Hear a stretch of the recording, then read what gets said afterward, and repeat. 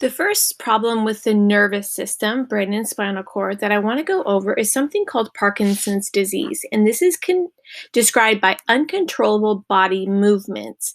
So let me show you Michael J. Fox. He has Parkinson's disease, and the motions that he is going to make during this interview, he cannot control because his brain cannot stop sending these movement signals to his body. So let's take a look.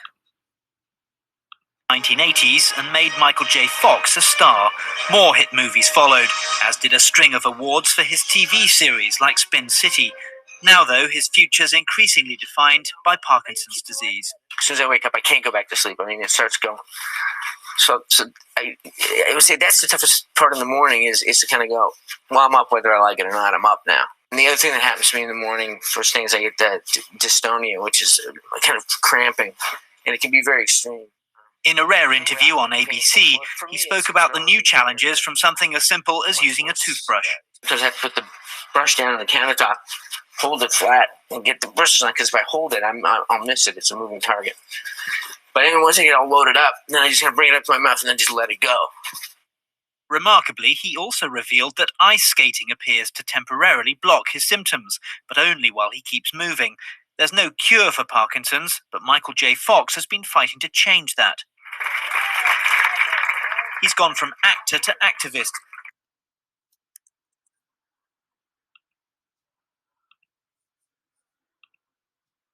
Okay, so that was a pretty progressed stage of Parkinson's that he has, but nonetheless, you can see those uncontrollable body movements. So let's get into some of the science. You do not have to take notes. You'll just be expected to know this when you take the Google form quiz underneath this video. So let's see, let's go here. Causes. It's 1.5 more likely to occur with men compared to women. There is potentially a hereditary component. It's caused by a lack of dopamine. Remember, dopamine is a neurotransmitter that talks to neurons between the two neurons that never touch each other. And it's in the cerebellum of the brain. So there's not enough dopamine to help with the controlling of the muscles.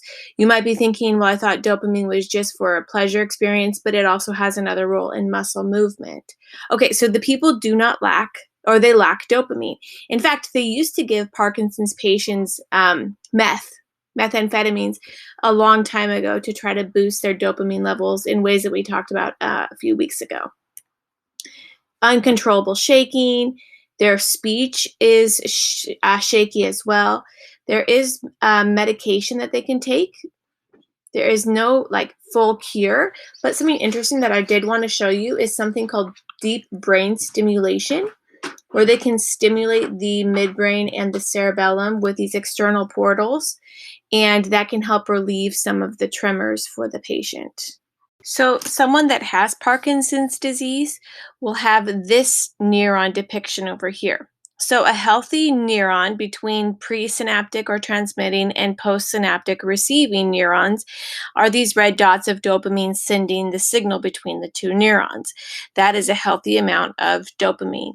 Someone that has Parkinson's disease will have a depleted amount. Depleted means less amount of dopamine between their neurons, resulting in those symptoms such as the tremors, the shaky speech, etc.